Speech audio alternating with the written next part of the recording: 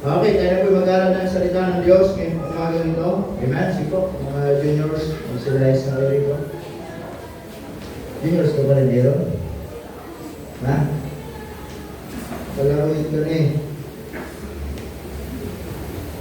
Bale, malapit na kayo mag-graduate sa juniors. 6 years na kayo dyan, hindi pa kayo nagsawa. At susunod, yung mga bata natin, sila naman ang magiging juniors. Amen? And that is just the cycle of the ministry, tama? At pinaka-importante sa lahat, as I said, we're preparing and praying and protecting for the next generation. Ministry, it's not all about us. It's all about God and it's all about the next generation. Amen? So yun po yun, sana lagi yung naunawaan ang gawain ng Panginoon bilang tutos sa atin, ang pinag-aandaan natin, yung susunod po sa atin. Tayo, lilipas lang dito. Tama? But bakit lumipas tayo, walang papalit sa atin. Walang magpapatuloy sa simulan natin mabuting lakad ayon sa salita ng Panginoon. Amen? Kaya mga kabataan natin, lagi natin pinapaalalahanan ay kayong susunod sa amin balang araw. So, gusto namin, katulad ng awit ng mga bata kanina, we are preparing for the next generation, tama, na makakaiba. Tama, na kakaiba mga kapatid. Amen. So muli, magandang umaga po muli sa bawat isa po sa atin. Tayo po mag-aral po ng salita ng Diyos this morning once again. Let us always continue or tuloy-tuloy natin yung pag-uusapan natin patungkol po sa ating pinag-aaralan patungkol sa pagbibigay. Amen. Tayo pong lahat ay tumayo. And let us open our Bible in the book of Acts chapter 20. Acts chapter 20 in verse 35. Acts chapter 20 in verse 35. Sige po, hindi na kayo?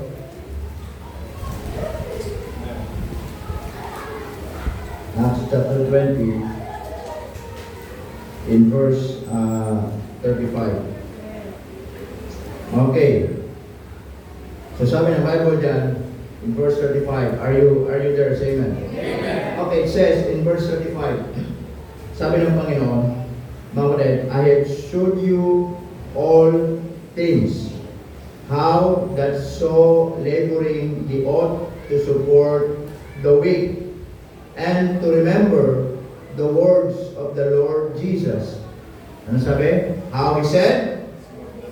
It is more blessed to give than to receive. Dahil po muna yung pray. Panginoon, salamat po ng marami ngayong umaga. Salamat po sa inyong pagkutiya. Thank you, Lord, for this opportunity that you have given to us.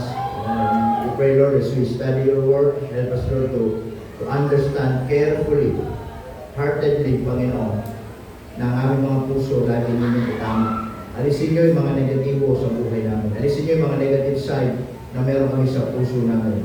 Bigyan niyo kami ng positibong handang makinig at anuman ang mapapakinggan namin, tumama man ito sa amin, makatulong ito sa amin.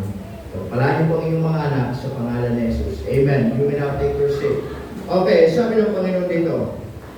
Okay, sabi ni Apostol Pablo, na dito ang si Apostol Pablo ay nagkaroon siya ng pagbibisita, and then this time papunta po siya ng Rome, and hindi niya alam, sabi ng Bible in verse 22, and now behold, I go bound in the Spirit unto Jerusalem. Okay, hindi niya alam ano yung mangyayari doon, pwede siyang patayin, pwede siyang gawa ng hindi maganda, pero sabi niya, I bound in the Spirit. Tama? I go bound in the Spirit. So, bahala na kung anong mangyari sa akin doon. But alam ko, ako'y kasama ko ang banal na Espiritu. Kaya nga sa verse 34, nasabi niya, but none of these things, hindi mga bagay nito, nasabi niya, magpapahinto sa akin.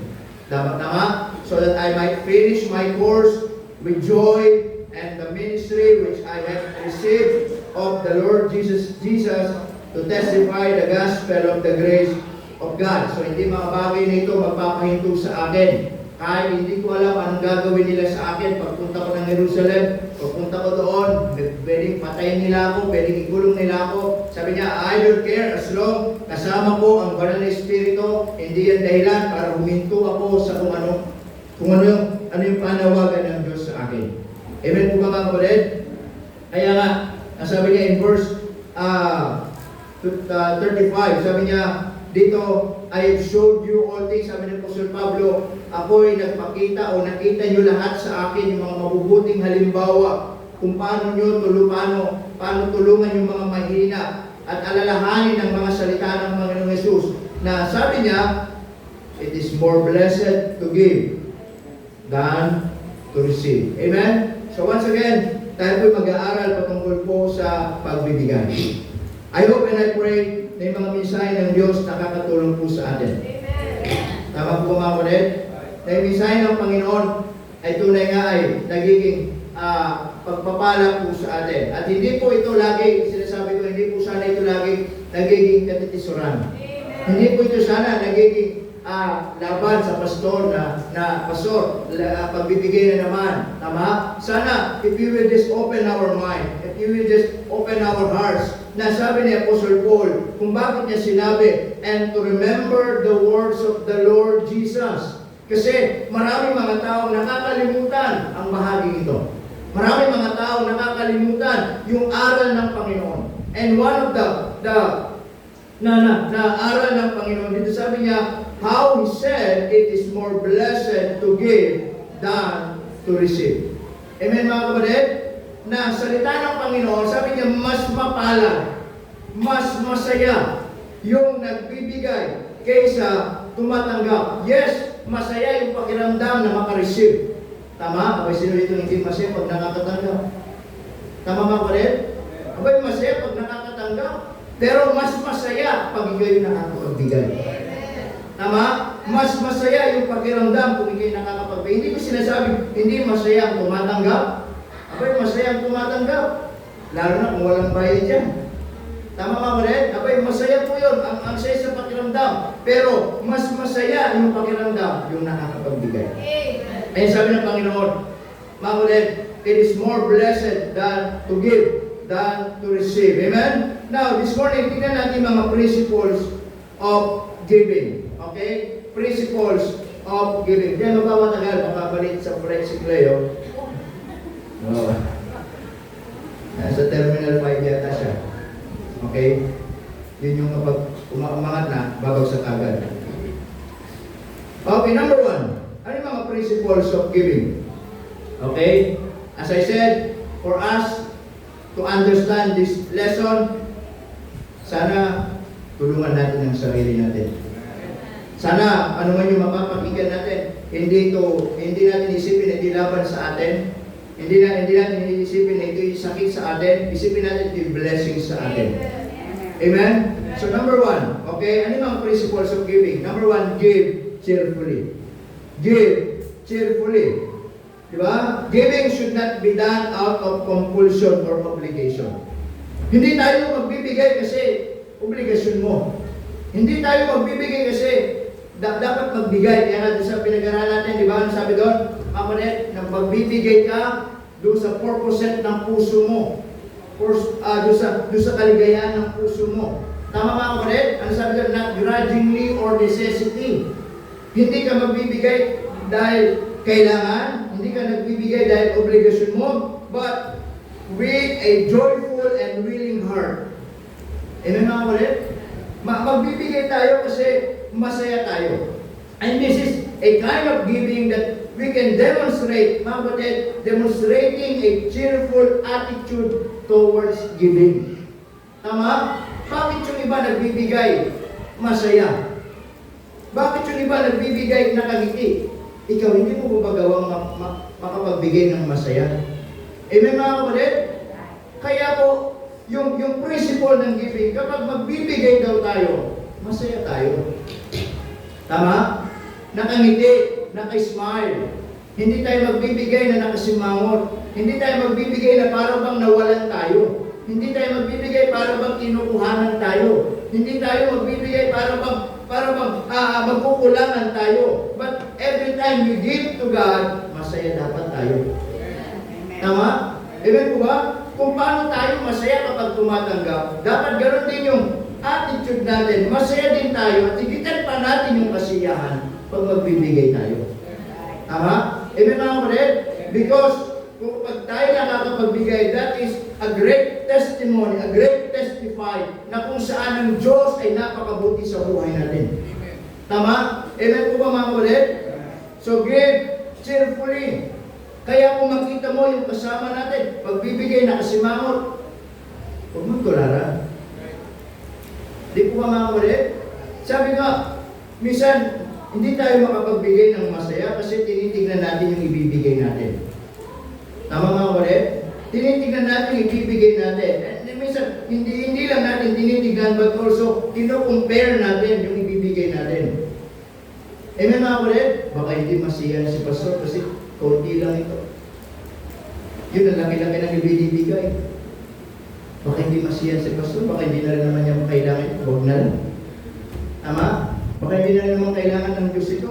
Barya lang ito. Huwag na lang. Nakakaya naman. Pag pinulog ko sa opening, ay tutunog. Tutunog ba yan? Hindi naman yan tutunog. Tele yan. Siya, papagawa ko yung lata. Para doon talaga marinig kung may tutunog. Ganoon nga palang gawin natin, no? Yung lata na lang, ha? O. Para pag talaga yung ulog, ting. Alam, agad na barya yung, Tama mga kulit? Pero, the point is this, kung ikaw ay mananampalataya, when you give to God, you will give cheerfully. Masaya dapat. Amen po mga kulit? Eh bakit yung mga estudyante, pag humihingi ng bawa, masaya nilang humihingi? O, tama? Pag inutusan mo, nakasimangot. Dapat kung paano kayo masaya humihingi ng bawa? Ganon din kayo masaya kapag inutusan kayo. Para yung lalo gaganahan yung mga magulang nyo, dadagdagan yung ibibigay sa inyo. Tama mga kulit? Ano po to? Ganon din sa Diyos. When we give to God, masaya tayo nagbibigay sa Diyos. Parang Diyos lalong ganahan, bigyan pa tayo ng Panginoon. Tama mga kulit? Abay, nakakawalang gana kaya bibigyan mo yung isang tao hindi masaya. Tapos narareklamo ka. Di ko ba mga kapatid? O, binigyan mo na ng bawang, 50. Reklamo ka. Tama ko ba? O, ginawa mo ng 100. Reklamo ka din.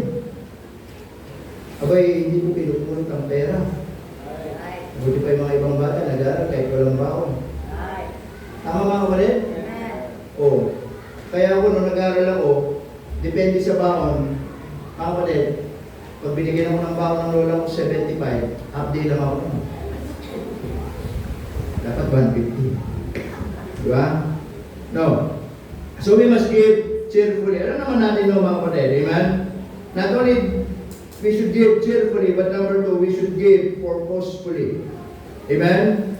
You should give purposefully. What is your purpose? Why you are giving to God? You should give according to what you have decided in your heart to give, not because someone else is giving. Amen mga kapatid? Yun nga, sabi ko, minsan gaya-gaya tayo. Ay magbibigay siya, magbibigay ako. Ay nagkumit siya, magkukumit ako. There's nothing wrong with that, but the point is this, yung purpose. Yung puso mo, magbibigay ka kasi nagmagbibigay siya. Magbibigay ka kasi nakita mo siyang magbigay, kasi mahiya ka, walang ibibigay. Hindi po mga kapatid. Amen? Magbibigay tayo kung ano yung decide ng puso natin. At kung ano man yung decide ng puso natin, whether maliit man yan, whether malaki man yan, as long yung puso mo ay masaya magbigay. Praise the Lord for that. Amen? Kaya minsan nga, nawawalan tayo ng kasiyahang magbigay kasi nga, kinukompare natin yung amount na ibibigay natin sa na ibibigay ng iba. Naunawaan po ninyo mga kapatid? Kasi kapag ganun yung ginawa nating attitude, talaga namang di tayo magiging masaya. Tama? Di tayo magiging masaya. That's why you should give according to what you have decided in your heart to give. Alam naman ng Diyos ano yung kapasidad mo. Alam naman ng Diyos ano yung kakayanan mo. Pero tinitingnan ng Diyos, masaya ka bang ibibigay yan sa Panginoon? Amen po ba mga kapatid? Pastor, barya lang. Hindi problema kung barya lang. Masaya ka bang ibibigay mo yan sa Panginoon? Pastor, 50 lang, walang problema kung 50. Masaya ka bang ibibigay mo yan sa Panginoon? Hindi yung alagay, yung katangian mong magbigay. Amen mga kapatid? So we should give cheerfully and also give purposely. Amen? Ano yung purpose ng puso natin? Amen mga kapatid?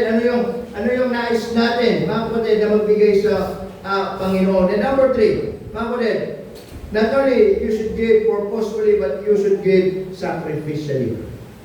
Okay? Sacrificially.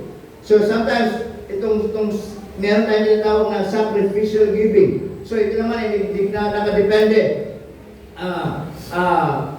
Mga kapatid, kung ano yung minsan ginagamit itong word na sacrificially, ay minsan kapag meron tayong mga commitment, doon ko pinapasok itong word na to.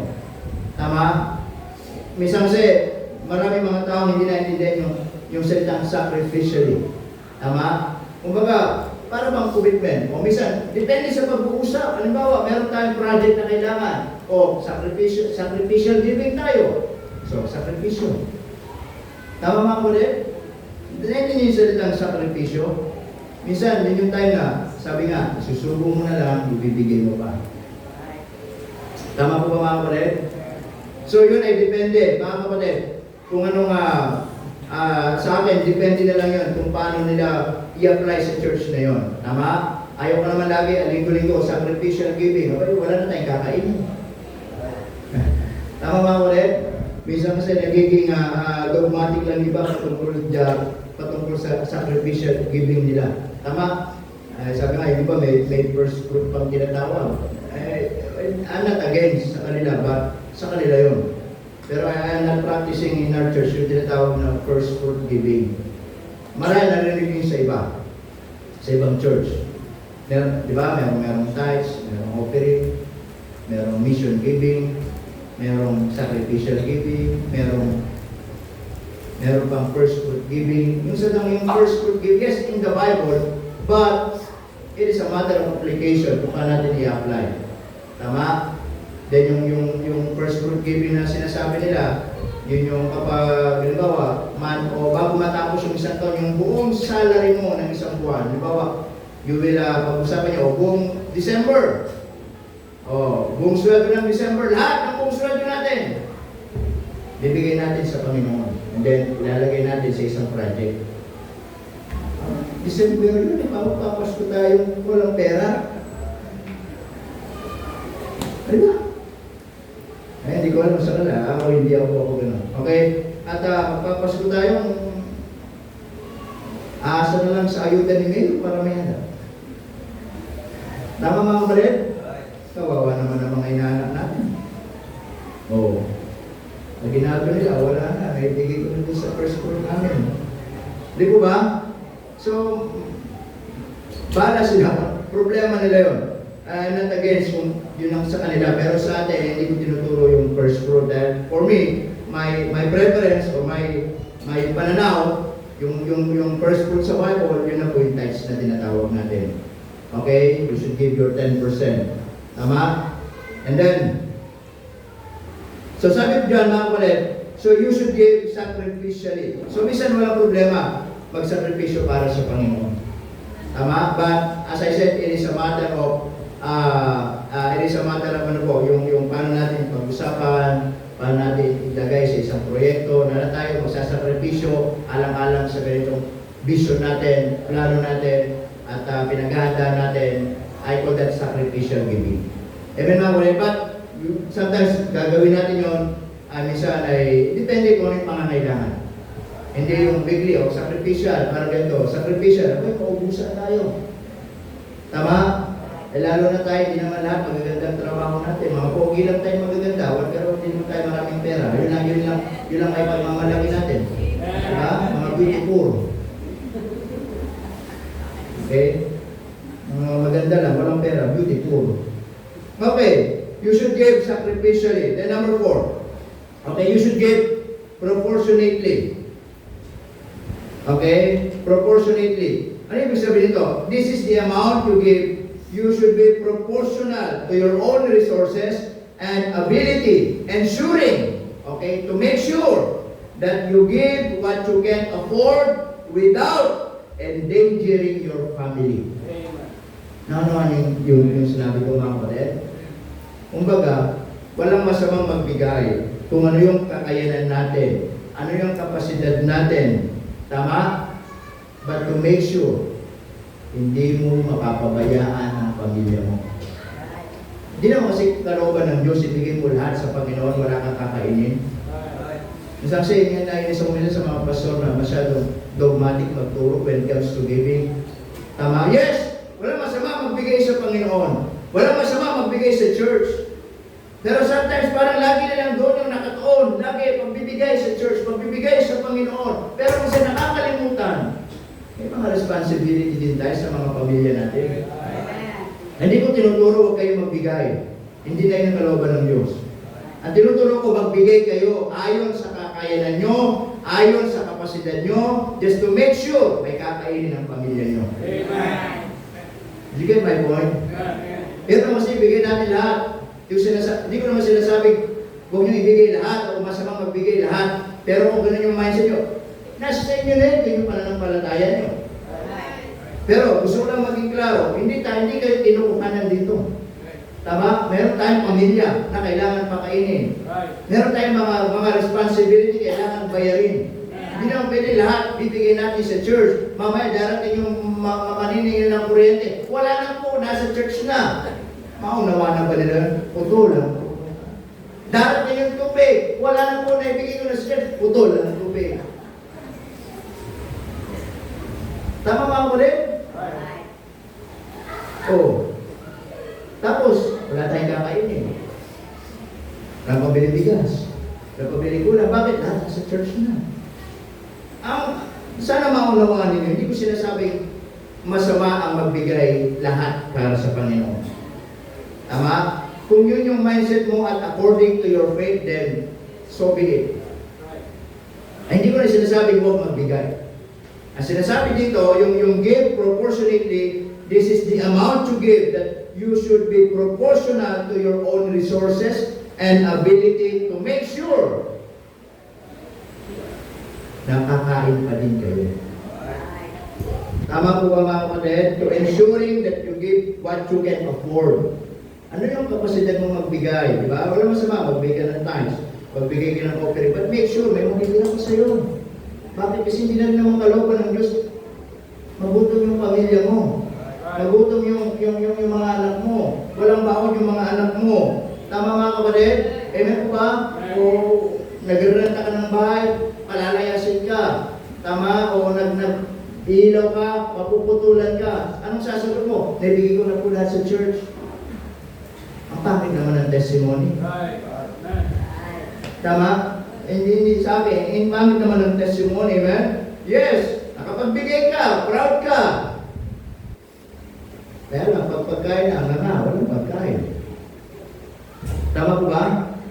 So sana naunawaan ninyo yung give proportionately. You can give what you can afford na hindi mo napapabayaan o hindi mo na ilalagay sa alanganin ang pamilya mo.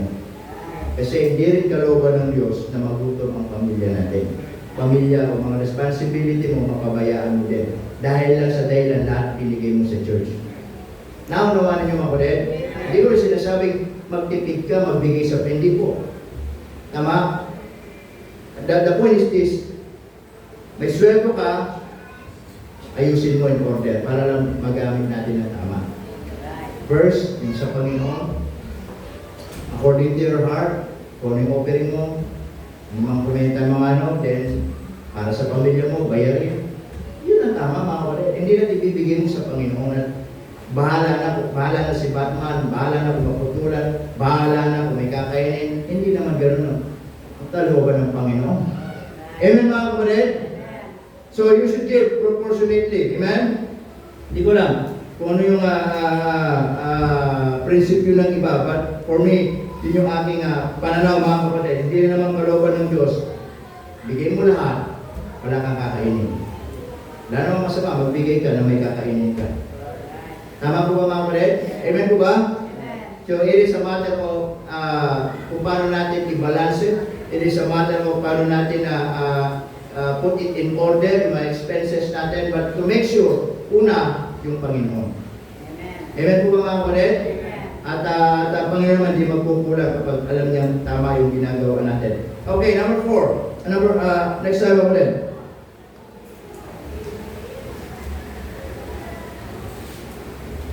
Okay, number na tayo. Number 5, you should give anticipatorily. Okay?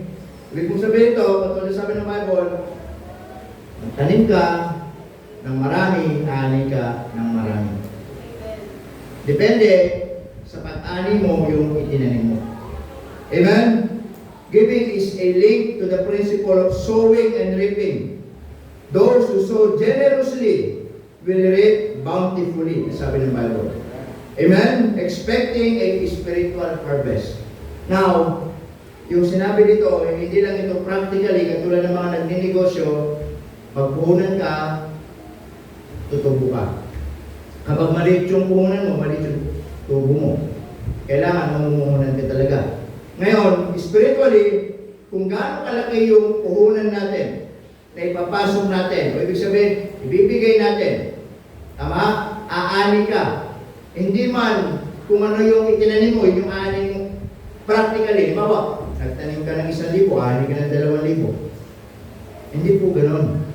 Ibig sabihin din mga kapatid, kung ano yung itinanim mo dito sa lupa para sa gawa ng Panginoon, i-harvest mo yan sa langit. Spiritually harvest. Amen mga kapatid? Kaya po lahat ng bagay na binibigay natin sa Panginoon, mga kapatid, huwag tayo mag-expect na dito sa lupa, dodoblihin ng Diyos. Yes, kayang gawin ng Diyos yun. Pero higit po sa lahat doon, ano man yung ibinigay natin sa Panginoon, yan ay sinusow natin, itinatanim natin, and then yan, harvestin natin doon sa langit. Iti-treasure natin yan eh. Kumbaga, ini-invest natin yan dito. Tama mga kapatid? Kaya nga, yung mga binibigay natin sa Panginoon, hindi yan nawawala ng kabuluhan. Kaya marami kasi mga tao, mga kapatid, they are expecting kaagad. Bakit gano'n? Nagbigay na ako sa Panginoon, nagugutom pa din kami. Bakit gano'n? Nagbigay na ako sa Panginoon, hindi pa dinodoble ng Panginoon. Mga kapatid, hindi lang po earthly reaping yung tawag dito. Binigay mo yung sa Diyos. Nandun na yung sa langit, doon na pinapadami ng Panginoon. Naunawalan niyo mga kapatid? Amen po ba? Kaysa naman yung maraming mga tao, maraming pera, amen? Inuubos na dito sa mundong ito. Pero walang yaman sa langit. Tama? Anong gusto natin? Marami tayong yaman sa lupa, pero wala tayong yaman sa langit. O wala man tayong pera dito sa lupa, pero marami tayong yaman sa langit. Amen po ba mga kapatid? So you should give anticipatorily. Amen? Kung paano tayo nagbibigay ng masaya, mga kapatid, meron tinatawag ng spiritual harvest. Hindi man natin dito inaani, pero I just want to make sure doon sa langit, nandun po yung harvest mo balang araw. Amen mga kapatid? Kaya yung kasiyahan natin, magbigay, isang motivation natin para tayo maging masaya magbigay, that every single cent, every single amount na binibigay natin sa Panginoon, hindi yan business na mag-expect ka, dadami ka agad, dodoble ka agad. Hindi po negosyo yun. Ano man ang binibigay natin sa Panginoon, ang mag-motivate sa atin na alam mo, doon sa langit hindi nag-i-invest ka. Tinitreasure mo. Amen po mga kapatid? Amen? Wala na pong ibang paraan para makapag-treasure sa langit. Hindi makapagbigay sa gawain ng Panginoon. To invest in the work of God. Amen mga kapatid? To invest in the work of God. Not only in the work of God, like sinasabi, in the man of God. Tama mga kapatid? Alam nyo, kami mga pastor, sabi nga, kung po kayo nagtatanim kayo, kami daw ay parang lupa. Gawin nyo kaming lupa. Eh, hindi naman mga amoy lupa. Kumbaga kami mga mabubuting lupa, nagtatanim kayo sa amin. Tama? At kapag yan tumubo yung bili na yan, kayo rin ang makikinabang. Naintindihan nyo mga kapatid? So you should give anticipatorily. The next, number 6, you should give secretly. Okay? Sometimes we should give secretly. Why? Because we are going to give to God not for man's applause. Tama?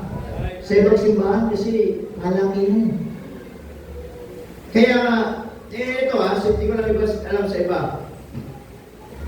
Dito sa offering natin, yung offering na lumalapit. Tama? Sa iba, yung mga nakukuha lumalapit. Ako ayaw ko ng gano'n. Di ba may mga gano'n? Maraming gano'n. Sila lumalapit. Okay, kasi magbibigay ng sisiksikan, nagbubunggungan. Di ba? Pangalawa, parang tawag dito, parang show off ang dating. Paano yung hindi tatayo? Automatic, hindi nagbigay yun. Kikilala ka agad hindi nagbigay yun. Bakit? Okay, naiwan Diba? Alang-alang makikitayo ka rin, pero hindi ka magbibigay. Naman ninyo? Iba gano'n, sila lalapit. Kawawa naman. Makikita ka agad Hindi tumayo yun, hindi magbigay yun. Diba? Parang show off ang dating Kaya minsan, ito yung binibigay, nilalapit na lang sa inyo. Tama? Ngayon, kung may magbigay, kung hindi may bigay. Ganun lang mga kapatid. So minsan, sa iba naman kasi, yung sistema na pagbibigay nila, talagang harapan, palakihan. Di ba? Yung iba siguro, bago magbigay, bibilangin pa. Di ba? Yung iba siguro, kuha mo ng check. May harapan gano'n, sasampal pa sa asher. Bang! Mali ko na. Di ko ba makulit? May nakakaya naman ba gano'n? Tama? Meron akong may nagkwento nga sa akin dati. Daw, nangangaroling yata sila hindi nagkwento nun. Nangangaroling daw. Yung pangangaroling member na. Bago ito magbigay na 500, talaga daw ginanon muna Tapos bago ibigay sa kanya, para bang pakitang tao talaga ang pira yan. So, sometimes we should give secretly because not for man's applause. Hindi tayo magbibigay para palakpakan ng tao. Hindi tayo magbibigay para ipakita marami tayong pera. Hindi tayo magbibigay para hangaan tayo ng tao. Minsan, nagiging imbalance lang na minsan yung isa lalong hindi magbibigay kasi hindi niya kaya pantayan yung ibibigay mo. Tama? Yung iba nagkakaroon ng envy, nagkakaroon ng inggit, nagkakaroon ng spiritual jealous na hindi niya kaya pantayan yung amount na binibigay mo. Amen mga kapatid? Kaya sabi po, we should give secretly, not for applause or man's applause. Amen. True giving is done in secret to avoid receiving human praise or being seen by others. Tama po mga kapatid? Kaya nga, mas maganda dahil sinasabi kung magbibigay kayo ng ikapo o yung tithes o any may mga envelope. Kasi i-ready nyo na doon, at least tulog yung sobra, hindi nakikita. Tama mga kapatid? Just to avoid, sabi rito, human praise, amen? O minsan, nagiging dahilan pa para minsan magsabi, sila'y nakakapagbigay, ako hindi. Tama po ba mga kapatid? Amen? It is the act of itself should be a private and humble affair. Tama? Wala namang masama rin magbigay kung talaga magbibigay kayo. Pero, just to avoid, sabi rito, di ba? Amen? So, give secretly, not for man's applause. Minsan, may mga taong nagbibigay, minsan sasabihin nila, pastor, huwag nyo lang sabihin na sa akin nagbigay. Minsan may mga ganang tao Tama? Dati may nagbigay, sabi, pastor, huwag mo na lang sabihin galing sa akin. Minsan may mga ganon. Siguro ayaw na lang nilang maano. Pero walang masama din doon. Wala rin mga masama magsabi kung sino nagbigay. Tama? Just to thank that person. So, it is a matter of siguro yung person na yon. Pero dito, pinag-uusapan dito yung pagbibigay. Amen? So we should give secretly because ang iniiwasan for man's applause. Amen?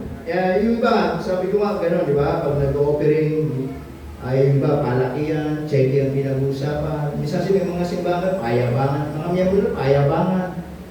Di po ba mga kapatid? O, sa ibang church, pa nag-uusapan lagi, o, anong sasakyan mo ngayon? O, saan ka kumuha ng bahay mo? O, sabi ko, wala kayo sa church namin. Sa amin sa church namin pinag-uusapan, anong gawin mo ngayon? Anong maintenance mo ngayon? Bakit? Matatandaan yung mga miyembro PWD. Tama. Kaya sa pag-ibay nag-uusapan nila yung mga sasakyan pag may perils ko, pero malay na lang. Hindi ko sila ma-reach. Pinag-usapan nila, anong sasakyan mo? Anong bahay mo ngayon? Sa church namin, pinag-usapan, anong maintenance mo ngayon? Sagitin pa, ano? Okay, so give secretly.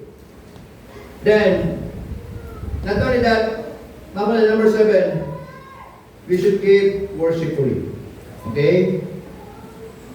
Giving is a tangible way to express your love for God and is considered an act of worship that brings glory to Him. That is the main purpose why we are giving to God. Because you should give glory to God. Pastor, barya lang, mapupurihan bang Diyos? Opo! Amen? Kung yan lang yung kakayanan mo, pero alam mo na dapat kong ibigay sa Diyos, magbibigay pa rin ng glory sa Panginoon niya. Bakit? 1,000 lang ba napupuri ang Diyos? Sa dollar ba napupuri ang Diyos? Sa halaga ba napupuri ang Diyos? Kailangan ba 10,000 makapagbigay ng glory sa Panginoon? Paano magbibigay ng 20, 50? Hindi ba yung tatanggapin ng Panginoon? Hindi ba yung magbibigay puri sa Panginoon? Amen mga kapatid? Hindi po ito sa amount. Ang sabi po rito, mga kapatid, it is a tangible way to express your love to God. Kung yun lang yung kapasidad mo, yun lang yung kakayanan mo, pero dahil mahal mo ang Diyos, hindi ka magdududa, hindi ka magdadalawang isip, ibabalik mo pa rin yan sa Panginoon, at kahit magkano lang yan, magbibigay glory sa Panginoon yan. Bakit? Yun yung tama sa harapan ng Panginoon. Amen mga kapatid? Kung magbigay ka man ng 10,000, pag malaki mo, hindi magbibigay puri sa Diyos yan. Magbigay ka man ng 100,000, magmamalaki ka, hindi magbibigay ng puri sa Diyos yan. Amen mga kapatid? Kaya nga diba yung like sinasabing widow mites mga kapatid? Amen? Na nagbigay itong pariseyong ito ng kanyang mga tira-tira, ang dami, hindi natuwa ang Panginoon. Pero nakita yung babaeng balo, 2 kusing lang ang meron siya, hinulog niya. Ang sabi niya, yun ang tunay na nagbibigay. Bakit? Kasi 2 na lang ang meron sa kanya, binigay pa niya. Minsan, maraming mga tao binibigay sa Diyos tira-tira. Listen to me. Kapag ang binibigay natin sa Diyos, tira-tira na lamang natin, hindi magbibigay ng puri sa Panginoon niya. Kapag ang binibigay na lang natin sa Diyos, yung sobra din natin, hindi bibigay ng puri sa Panginoon niya. Dapat ang ibibigay natin, mga kapatid, kung ano yung dapat unahin natin para sa Panginoon.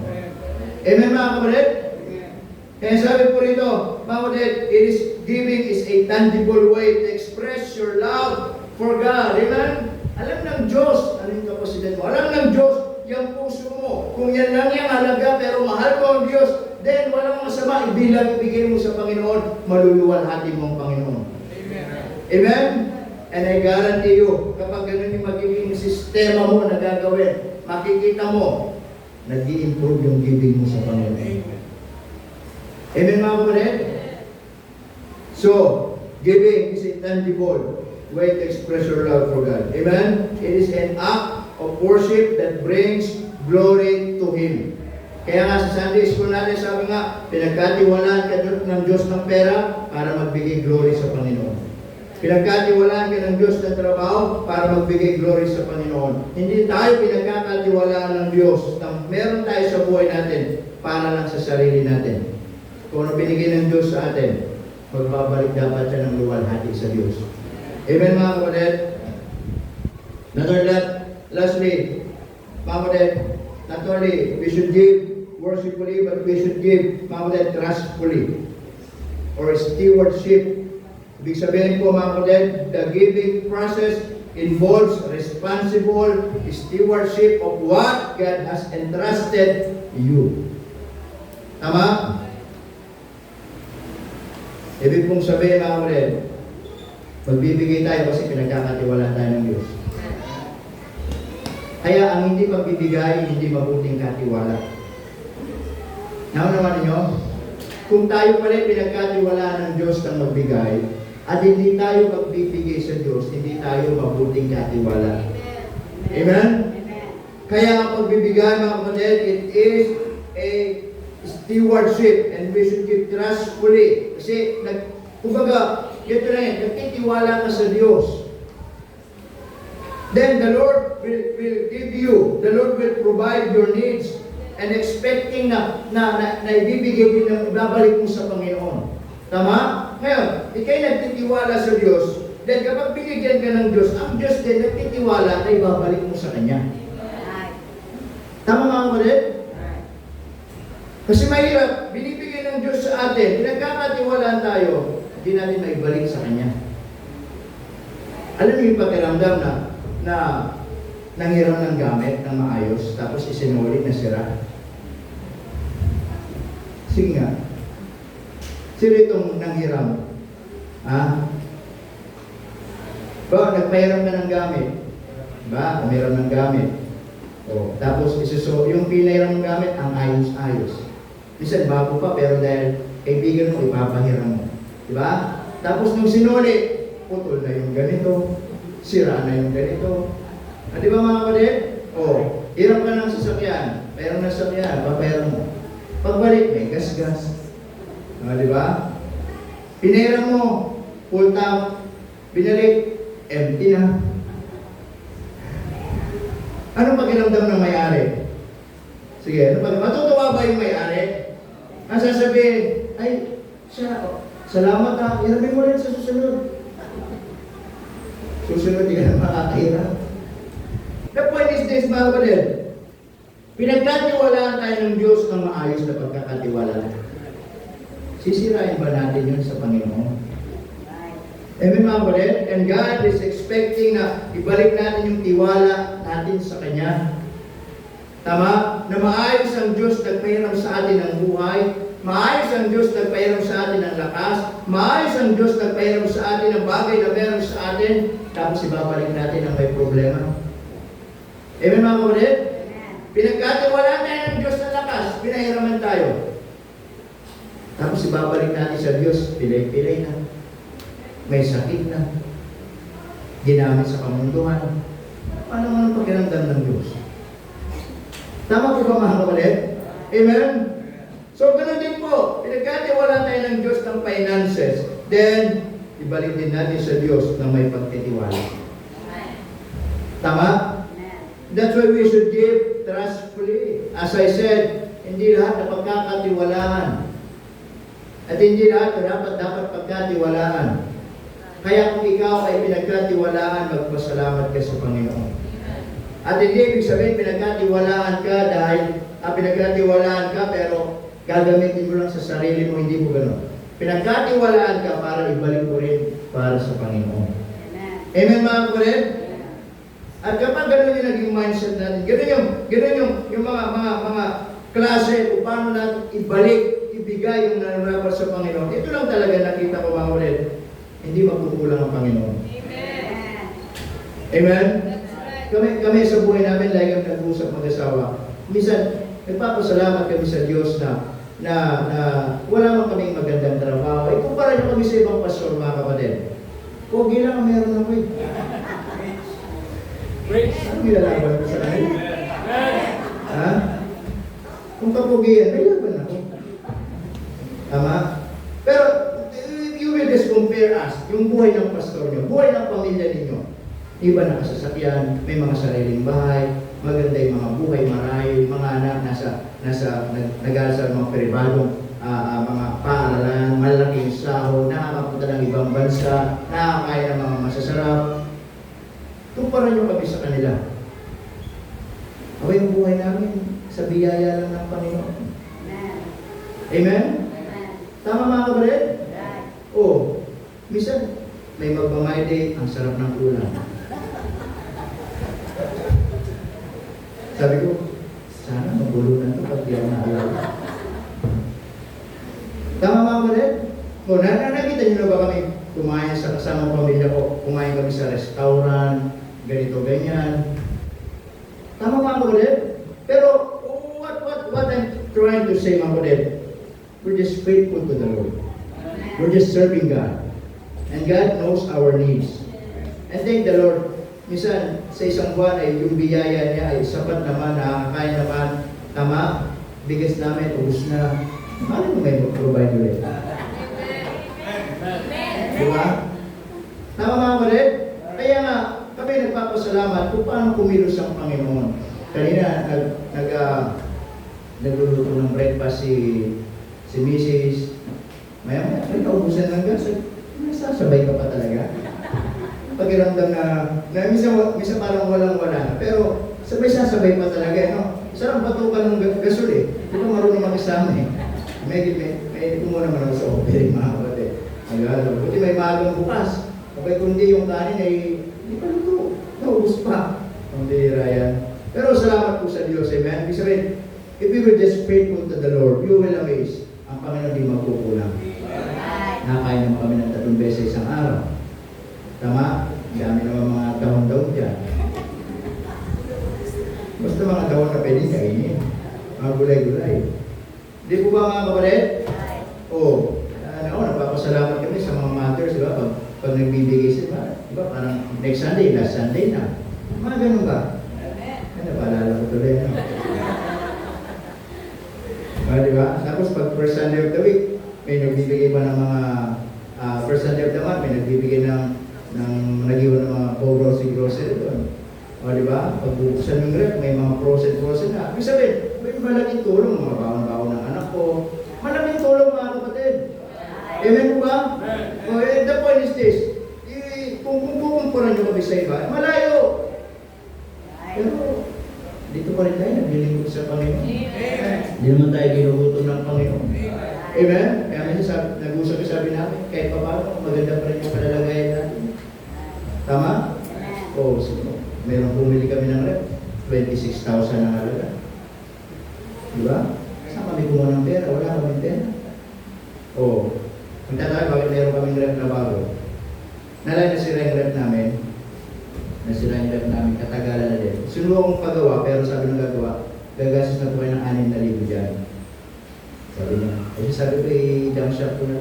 Hindi ko alam wala ko lang si Nanay Milo, gusto pala ng rep na yun, kasi ilagay niya sana ng yelo. Hindi niyang shop ko. May pumunta pa nga dito, binubog ng mga kalbo dyan. May babakal bote. Paano sumisigaw? Bakal bote! Bakal po yung nandun. Hindi siya bubugin, kalay nasa. Bakal bote! Sigaw niya, bakal po, kalbo. Bakal bote! Sigaw siya, bakal bote! Mga kalbo yung nakatambay doon. Hindi siya bubugin. Siguro inaasar, no? Hindi pumunta dito. Dahil pati nga yung kasi, magkano yun? Abay, pagtingin ko lang, choosy pa eh. Ay, hindi ko na po yung mabebenta. Hindi ba? Dinala ko dyan sa may kalbo dyan na binayaran niya ng 200 daw. Pero, then, yung time na pumunta kami sa bahay ni Mr. Sherry, bumisita lang. Biniro ko tama-tama, kausap namin kasi maglilinis sana naman. Ay, sabi ko, kukunin ko na yung rep mo ha, sasakay ko na sa tricycle. Kasi nasira na nga yung rep namin, tumatawa siya. Yung pala, na nalaman na din niya na sira yung rep namin, ay nasinabi niya doon sa kuya niya, ginawa nila yung whole month of June na Sunday school offering nila, iipunin nila, pambili daw namin ng rep. Abay, nakaipon sila ng 25,000. Yung pinadala sa amin kayo.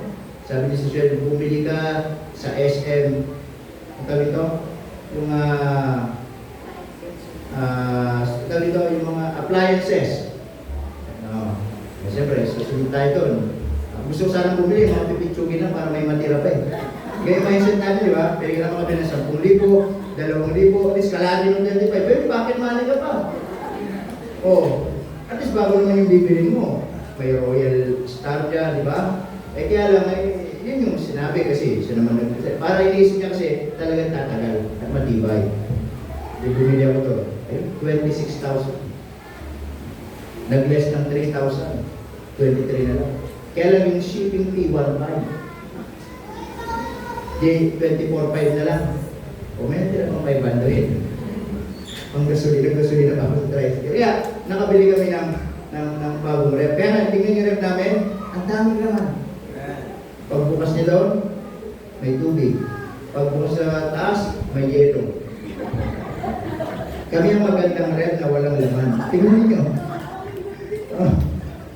But anyway, ang punto ko din, when we just faithful to the Lord, hindi naman magkukulang talaga ang Panginoon sa atin. Tama? Diba? Ay araw-araw, ganito ang buhay natin, nakakasurvive, may mga pangangailangan. Magtatagal tayo sa Panginoon, hindi magkukulang ang Panginoon. Sometimes I said, magsusurvive tayo, hindi dahil kung ano yung mga diskarte natin. Nakakasurvive tayo kasi sapat ang biyaya ng Diyos. Tama? Amen mga kapatid? Kaya ngayong umaga, ang punto lang dito mga kapatid, everything belongs to God. Magdadabot ba tayo sa Diyos? Hindi pa ba natin ibibigay sa Diyos ano yung dapat sa Panginoon? Amen mga kapatid? Subukan natin yung character na lagi, sabi nga, yung character na laging puso handang magbigay. Paalisin natin yung puso, maging madamot. Alisin natin yung ugaling para bang lagi na lang, puro na lang tanggap. Subukan natin yung pusong paano naman tayo maging pagpapala. Amen mga kapatid? Yun yung kasanayan natin. Ito lang, sinasabi sa mga young people, yun yung kasanayan ninyo ngayon pa lang. Kami nag-detrain sa inyo paano kayo gamitin ng Diyos. May baon kayo, walang there is no reason para hindi magbigay. May baon kayo, disiplinahin yung sarili nyo, 100 yung baon nyo, 10 piso, automatically para sa Panginoon nyo. Amen mga kapatid? O, magkano baon nyo araw-araw? 100 sa isang linggo. 500 sa isang buwan. 2,000, alamin ang budget, baon nyo pa lang. Tama mga kapatid? O, sa isang buwan na yun, 2,000.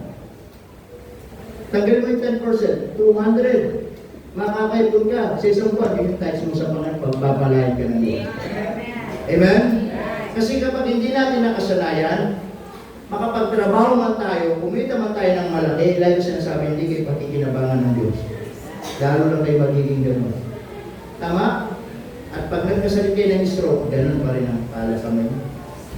Amen mga kapatid? Pero pag nakasanayan ninyo, kumita man kayo ng malaki, nakasanayan nyo, babalik pa rin sa Panginoon. Tama?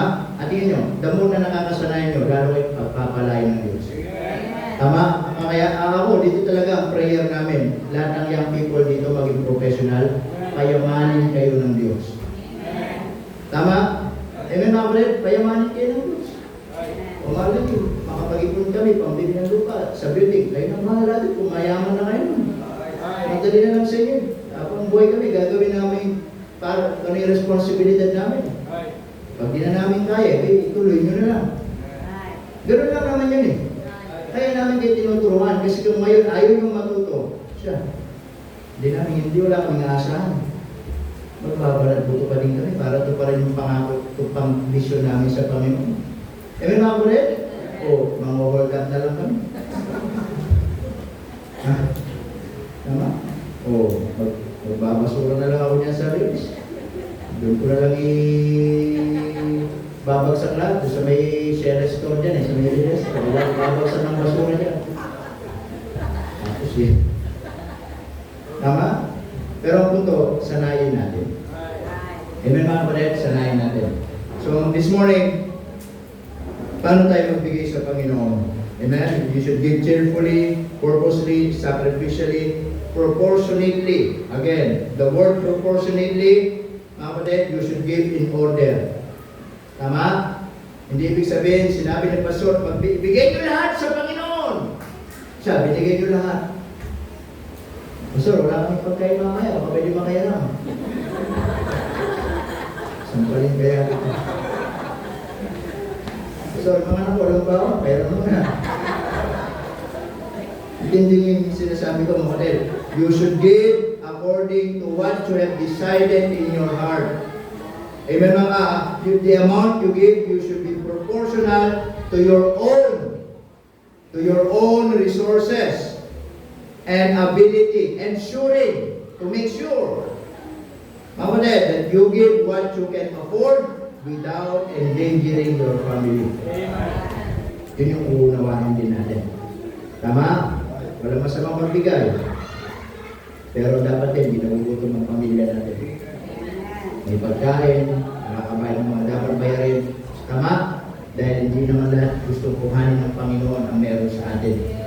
Sabi na ng Panginoon, ibalik nyo yung nararapat. Hindi niya sinabing, ibigay nyo lahat yung binigay ko sa inyo. Amen mga kapatid? So you should give anticipatorily. Amen? Mag-invest tayo, huwag tayo mag-expect agad dito sa lupa. Kasi bawat binibigay natin, minsan doon ang harvest time, nasa langit. Amen mga kapatid? You should give secretly. Why? Not for man's applause. Hindi tayo magbibigay para palakpakan. Tama? You should give worshipfully. Magbibigay tayo because you want to give glory to God. Amen? And we should give trustfully. Pinagkakatiwala tayo ng Diyos. Sana maging mabuting katiwala tayo sa Kanya. Kahit mo natin ito kayo. Kahit manalangin. Let's pray. Dakilang Diyos, naming Ama, na makapangyarihan po sa lahat. Maraming pong salamat po muli sa umaga nito na pinagkaloob po sa amin. We thank you, Lord, for the message that you shared to us this morning, and pray that you speak to us once again habang kami nakatungo, mata natin nakapikit, ay tayo manalangin sa Panginoon. At marahil ng Diyos ay nangusap po sa atin ngayong umaga, at pwede tayo lumapis sa unahan, at anything na gusto nating ipanalangin sa Panginoon ngayong umaga. Alam ko, ang Panginoon ang siya nga ang umusap po sa atin this morning. Kumusta po ang puso natin na tayo magbigay sa Panginoon? Hanggang ngayon pa rin ba? Ayaw pa rin natin magbigay. Hanggang ngayon pa rin ba? Nagdududa pa din tayo sa kakayanan ng Diyos. Hanggang ngayon pa rin ba? Tinitingnan pa din natin yung mga sariling pangangailangan natin. Why don't you challenge yourself this morning and umakbang ka na may pananampalataya. Panginoon, alam ko, lahat ng meron ako, galing po sa inyo. Alam ko, Panginoon, lahat ng meron ako, pinagkakatiwala ninyo. So, nagpapasalamat po ako, Panginoon, na sa dami-dami ng tao, isa ako sa mapalad na pinagkatiwalaan ninyo. At ayaw ko, Panginoon, ngayong umaga, ay hindi maging mabuting katiwala. But Lord, help me, this moment of time, na ako ay magkaroon ng puso na magbigay, magbalik ng nararapat sa inyo. Dahil alam po, Panginoon, yun po yung tama. At marahil, yan ang panalangin mo this morning, you may come, the altar is open for you to come. Anything that you want to pray to God, just come, manalangin sa Panginoon, tulungan ka ng Panginoon. We survive not because of our own. We survive because God's grace is always sufficient. Salamat sa biyaya ng Diyos na araw-araw nararaos sa araw-araw ng buhay natin. Na sa araw-araw hindi tayo ginugutom ng Diyos. Araw-araw hindi tayo pinapabayaan ng Diyos. Araw-araw hindi nagkukulang ang Diyos sa atin. If we are the one na minsan titingin sa sahod natin, sa income natin, sa budget natin, minsan sasabihin natin, hindi sasapat, hindi magkakasya. Pero kung titignan natin ang biyaya ng Diyos, you will surprise. You will amaze. Na minsan akala mo yung hindi kakasya. Na minsan akala mo yung magkukulang. Minsan sapat. At minsan sumusobra pa. Yan ang biyaya ng Diyos. Bakit? Nagtitiwala ka sa Kanya. Kaya ngayong umaga, tulungan tayo ng Diyos. Na puso natin ay lagi maging willing na magbigay sa Kanya. That when we talk about giving, wala pong negative part. When we talk about giving, wala pong mga bagay na hindi magandang isipan. But when we talk about giving, let us take it as an advantage po sa atin, na sabihin natin, pagbibigay na naman, ako'y masaya, magbibigay, magbabalik, ito'y para na naman ng Diyos, para pagpalain mo, ito'y para na naman ng Diyos, para i-provide ang aming mga pangangailangan. Let us take that kind of attitude. Maging ganoon ang ating kaisipan. Kaya this morning, kumusta po ang ating pong puso? Sana mawala yung mga puso natin nagdududa pa rin sa pagpapibigay. Mawala yung isipan natin na tayo ay hindi masayang magbigay. Kundi sana every time we talk about giving, masaya tayo. Masaya tayo. Remember the words of the Lord Jesus. How it is said, "It's more blessed to give than to receive." Panginoon, marami pong salamat po muli sa umaga nito. Salamat po sa inyong biyaya. Panginoon, I pray that you bless every one of us. Yes, Lord, may mga pangangailangan kami. Yes, Lord, minsan mahirap. Pero kung titingin kami sa inyong mga pangako, tulungan niyo kami ang hawakan ng mga pangako ninyo. Na magtiwala kami sa inyo. Na hindi niyo kami pababayaan at hindi niyo kami iiwan. That you will provide all our needs according to your own riches and glory by Christ Jesus. Help us, Lord, to learn how to prioritize you, and all these things shall be added unto us. Panginoon, panalangin ko, pagpalain mo yung mga anak. Pagbungahin pa po ng masagana ang kanilang mga trabaho. Ang mga nag-aaral, tulungan sila mag-aral ng mabuti, so that someday makita namin silang maging magandang kalalagayan ng kanilang buhay at sila'y gamitin ninyo. Yung mga walang trabaho, bigyan niyo po sila ng trabaho upang maging makasama namin sila sa mga pagbibigayan dito sa gawain niyo, Panginoon. Dalangin ko na ilang Diyos na pagpalain ko lahat sa amin. We're asking this, Panginoon, not to become selfish, but our desire is to become a channel of blessing para po sa inyo sa inyong pong gawain. Kaya panalangin ko, pagpalain niyo po ang bawat miyembro ng iglesia, so that this will become a great testimony na ang Diyos namin ay mayaman. Panginoon, salamat po. Pagpalain niyo kami. Salamat sa bawat isa. Sa pangalan ni Jesus. Amen. Amen. You have to take your seat.